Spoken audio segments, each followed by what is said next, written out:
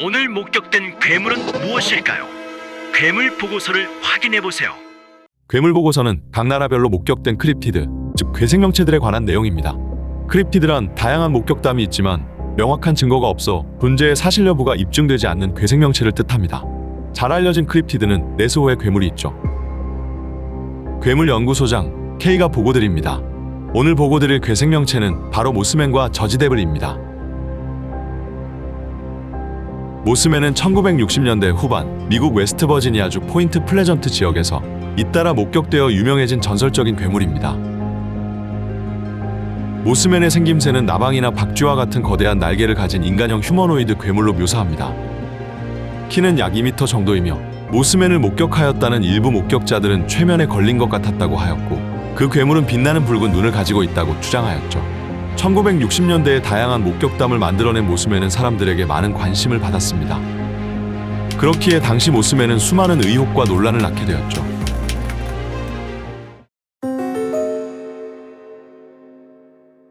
크립토 동물학자들은 모스맨을 미확인 대형 조류나 혹은 미확인 올빼미종 또는 독특한 외형 및 생리적 특징을 가진 아직 알려지지 않은 미확인 생물로 보고 있습니다. 이들은 모스맨이 선사시대부터 살아남은 종일 수도 있고 도시 환경에 적응하여 진화한 생물일 수도 있다고 제안하였죠. 허나 크립토 동물학은 과학적 방법을 따르지 않기 때문에 주류 과학에서는 동물학이나 민속학의 한 분야가 아닌 사이비 과학으로 간주한다고 합니다. 심리학자와 민속학자들은 모스맨 전설을 일종의 문화 현상이자 인간의 심리를 통해 만들어진 것으로 주장합니다. 모스맨 목격담을 사람들의 오해나 집단 히스테리로 설명하였으며 각종 도시 전설과 대중 매체의 영향 등이 복합적으로 작용하여 만들어진 것으로 해석하였습니다. 또한 이들은 모스맨 전설이 인간의 정신에 깊이 뿌리내린 두려움과 불안을 상징한다고 제안하였죠. 이에 회의론자들은 모스맨 목격담에 대해 보다 비판적인 시각으로 접근하였으며 대부분 모스맨을 보았다는 사람들은 일반적인 동물을 잘못 보거나 착시 현상에 의해 오해한 것이라고 하였습니다.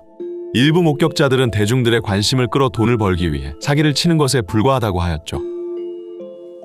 회의론자들은 모스맨의 전설 및 목격담이 항상 구체적인 증거가 없었고 목격자들의 증언 또한 일치하지 않는다고 주장하였습니다. 또한 당시에 만연했던 선정주의가 모스맨 괴담을 퍼뜨린 주요 요인으로 꼽기도 하였죠.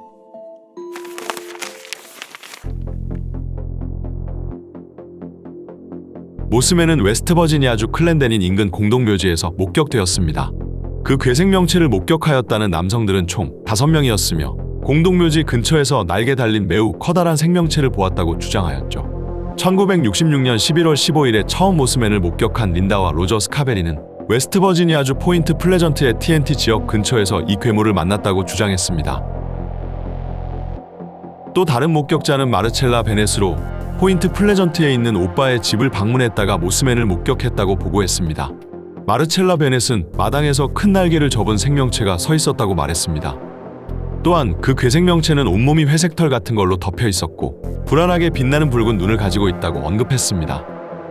1967년 코니 카펜터는 포인트 플레전트 근처에서 운전하던 중 모스맨과 마주쳤다고 보고했습니다. 그녀는 이 괴물이 커다란 날개와 불같은 붉은 눈을 가진 거대한 생명체라고 묘사했습니다. 또한 이 괴물이 자신의 차를 따라다니며 고음의 소리를 냈다고 주장하였죠. 2002년 웨스트버지니아주 포인트 플레전트의 TNT 지역 근처에 살던 제프와 메리 왑슬리 부부는 모스맨을 목격하였다고 신고하였죠. 제프와 메리 왑슬리 부부는 이 생명체를 밝은 붉은 눈을 가진 커다란 날개가 달린 존재로 묘사했으며 이상하게 윙윙거리는 소리를 냈다고 합니다. 이처럼 모스맨을 목격한 대부분의 목격자들은 모스맨이 사람 같은 외형과 큰 날개를 가지고 있었으며 눈이 빛나고 있었다고 주장하였죠.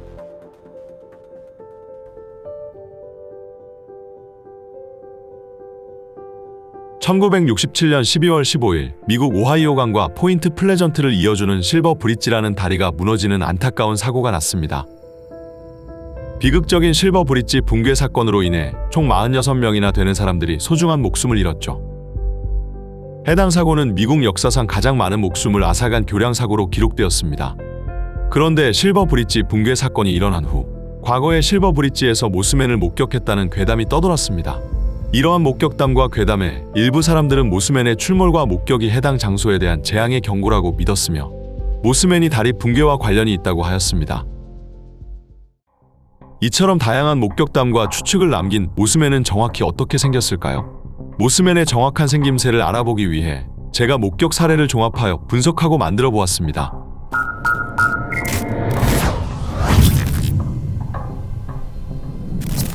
(2m) 남짓되는 몸집과 커다란 날개를 가지고 있다. 모스맨은 휴머노이드 형태이며 그 몸은 근육질이다. 그 괴물의 색깔은 어두운 회색을 띠고 있다. 또한 커다랗고 빨갛게 빛나는 두 눈을 가졌으며 반복적으로 이상한 소리를 낸다. 이렇게 다양한 목격담과 이야기를 가진 모스맨 전설은 1975년에 출간된 존 킬의 책 모스맨의 예언을 통해 대중들에게 널리 알려지게 되었습니다. 그리고 2002년에는 리처드 기어 주연의 영화 더 모스맨 프로피시스가 개봉되어 이 전설이 더욱 대중화되었죠. 허나 일각에서는 모스맨의 유력한 용의자로 캐나다 두루미를 뽑습니다. 캐나다 두루미의 머리에 있는 빨간색 점은 붉은 빛을 낸다는 모스맨의 눈과 비슷하게 생겼죠. 또한 캐나다 두루미의 거대한 날개와 큰 덩치가 목격자들이 주장한 모스맨의 생김새와 매우 유사하다고 하였습니다. 이처럼 모스맨을 파멸의 선구자나 신비한 생명체로 해석하는 반면 모스맨을 그저 도시 전설의 산물로 간주하기도 합니다. 모스맨을 둘러싼 수많은 목격담과 전설은 많은 사람들의 흥미와 호기심을 불러일으키며 모스맨의 지속적인 인기의 원동력이 되고 있습니다.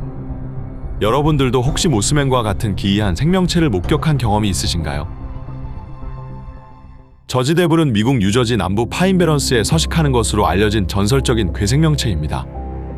미국 뉴저지 남부에 위치한 파인베런스에서 일어난 목격담과 전설에 따르면 저지 데블의 생김새는 염소 같은 머리와 박쥐 같은 날개, 그리고 발굽이 있는 다리가 있으며 긴 꼬리를 가진 캥거루 같은 생물로 묘사됩니다.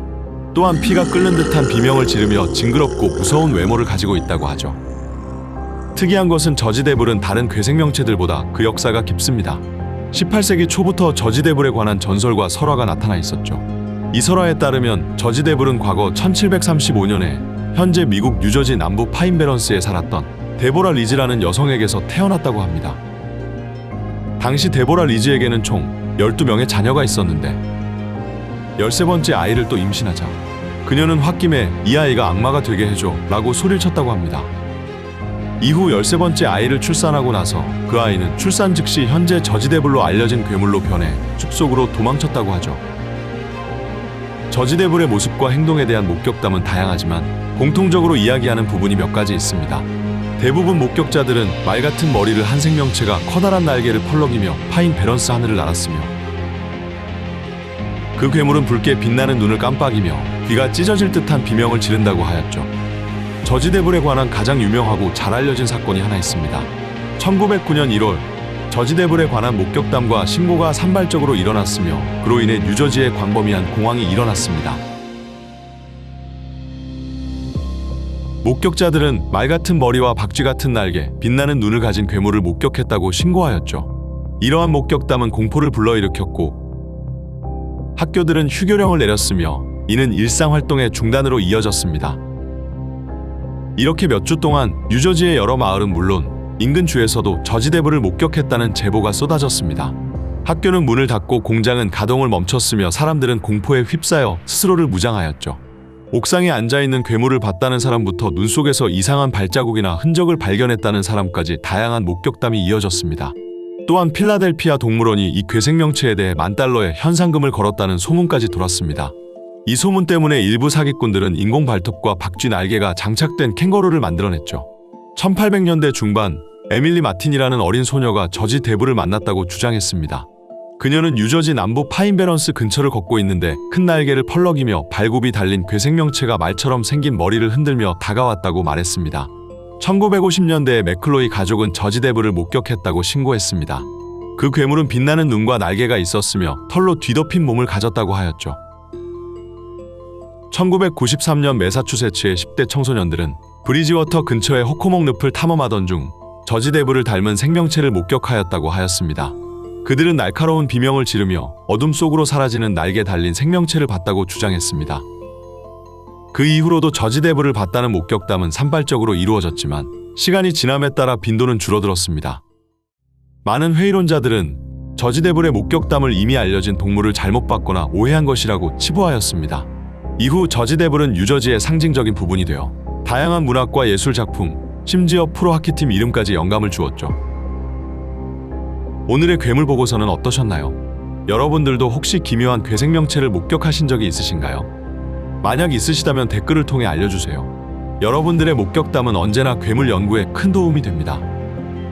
이번 주 일요일 오후 9시 15분에 업로드되는 괴물 이야기 콩고의 공룡 카사이렉스 이야기도 기대해주세요. 상상력의 한계가 없는 세계 괴물 연구소의 연구소장 K였습니다.